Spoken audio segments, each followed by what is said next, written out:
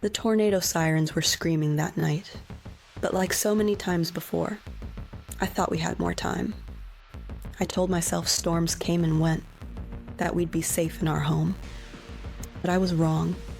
In a single breath, the world outside exploded. Windows shattered, the roof tore away, and all I could think of was saving my son. I threw myself over him, shielding him with everything I had. And then, through the chaos, another shield appeared. Our Doberman Rex.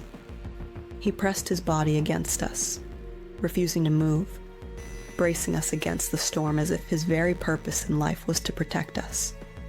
When it was over, Rex was cut, bruised, bleeding, but alive. And in that moment, I realized something that would stay with me forever. Safety isn't always a place. Sometimes it's a presence. Life has a way of lulling us into comfort. That day began like any other. My son Daniel was sitting cross-legged on the floor, building towers with his Legos. The sound of little bricks clinking together filled the room while Rex, our 3-year-old Doberman, watched intently from his spot by the window. Rex wasn't like other dogs I'd had growing up. He was calm, watchful, not the type to bark at every squirrel or shadow, but he had this presence about him, like he was always calculating, always ready. Some neighbors found him intimidating, but Daniel, he adored Rex. To him, Rex was a best friend, a guardian, and a constant playmate. The skies that afternoon were gray, but we'd grown used to it. Living in the Midwest, storm warnings were as common as morning coffee. You don't take them lightly, but you also don't stop your life every time the sirens wail. Still, looking back, I remember how Rex wouldn't leave the window. His ears perked, eyes tracking the sky as though he knew what was coming long before we did. Dogs have instincts we can't explain, and that day, Rex was restless. The siren started just as I was cooking dinner. At first I thought it was a test, but then the second wail came, longer, sharper, and my stomach tightened. I called for Daniel, telling him we'd head downstairs soon. "We've got a few minutes," I told myself. The news on TV said the storm was still miles away, but Rex didn't believe it. He was pacing now, whining low in his throat, tail stiff. He nudged Daniel, circling him, as if to herd him somewhere safer. I should have listened to him, because before I could even turn off the stove, the wind hit. It wasn't a gentle gust. It was a roar. Imagine the sky itself tearing open. That's what it sounded like.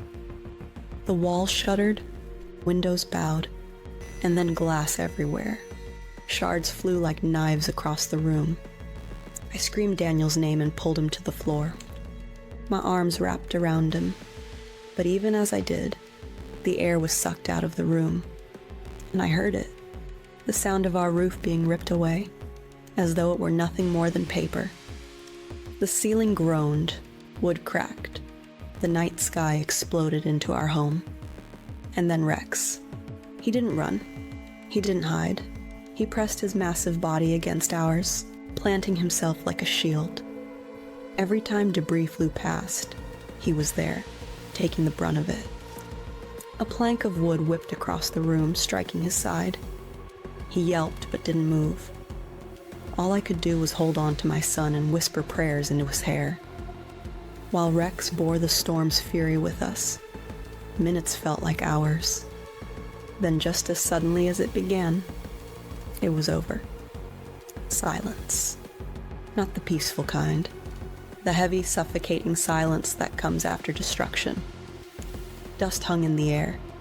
My hands shook as I checked Daniel. Miraculously, he was unhurt. Then I turned to Rex. He was bleeding from cuts across his back and legs, his chest heaving. Eyes still locked on me and Daniel as if to say, "Are you okay?" I pressed my forehead to his and sobbed. He licked my cheek once, weak but steady. When we stepped outside, the neighborhood was unrecognizable. Trees uprooted, cars overturned, houses reduced to splinters.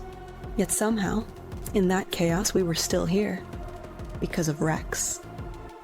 The days that followed were a blur of cleanup, insurance calls, and neighbors helping neighbors. But through it all, Rex never left our side. Even bandaged and sore, he followed Daniel from room to room. He slept by his bed, watched him with those steady, unblinking eyes. And I realized something profound. Safety isn't always about four walls or a locked door. Sometimes safety is knowing that someone will stand between you and the storm, no matter the cost. And Rex had done just that. If this story is touching your heart so far, please take a moment to like this video and subscribe to our channel for more emotional dog stories. It helps us share stories like Rex's with the world, and we'd love for you to be part of our community of dog lovers. It's been years since that storm, but the memory is as sharp as the glass that once shattered across our living room. Every time the skies darken, I think of that night. People often say, he's just a dog, but if you were there with me, if you saw how Rex stood his ground, how he shielded us without hesitation, you'd know. He wasn't just a dog. He was our protector, our family, our hero. The storm destroyed our home, but it also revealed something unbreakable. The bond between a dog and the people he loves. That night changed everything for us. We lost walls, a roof, and countless belongings. But what we gained was something priceless. Perspective. Rex showed us that family doesn't always mean blood, and safety doesn't always mean brick and mortar. Sometimes, it's the warm weight of a dog pressed against you in the darkest moment of your life. To this day, whenever people ask if I think Rex is a hero, my answer is simple. He didn't save us because he was brave. He saved us because he loved us. And to him, protecting us wasn't a choice. It was who he was. Thank you, God, for bringing Rex into my life. Now, I'd love to hear from you. A, would you call Rex a hero? Or B, would you say he was just being family? Let me know in the comments. And if this story touched you, please hit the like button and subscribe to our channel for more emotional dog stories. Together, we can keep celebrating the incredible bond between humans and dogs. Because sometimes, the greatest heroes walk on four legs.